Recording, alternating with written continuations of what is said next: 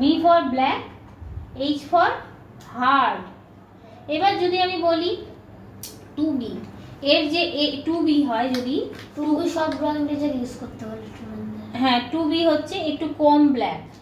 এবার টু বির পর যখন আমি উঠবো ফোর বি, ফোর বি হচ্ছে আর একটু ব্ল্যাক, ঠিক আছে।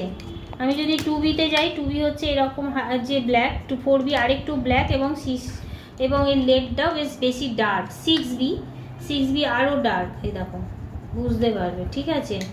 এরপরে যদি আমি এইট বিতে যাই, আরো বেশি ব্ল্যাক, দেখো মোটা এবং সফট। আর হচ্ছে 10 বি, দেখো লেডটা কত মোটা, এই দেখো আরো মোটা, এরকম হয়ে গেল, ঠিক আছে। তাহলে B for black, H for হচ্ছে হার্ড, ঠিক আছে। এবার এই ব্ল্যাকে যেগুলো হয় না, এটা সফট হয়, হার্ড আমি দিইনি। হ্যাঁ এবার আমি যদি হার্ড নিই তাহলে সফট বেশি, এগুলো হচ্ছে সফট, ওই জন্য এটা হার্ড নয়। আর টু এইচ বি যখন বলছি তখন সেটা হয়ে যাচ্ছে হার্ড প্লাস ব্ল্যাক, দুটোই হয়ে যাচ্ছে। এইচ বি যখন বলছি, এটা হার্ড লাইনের, এখানে আছে এইচ বি একটা।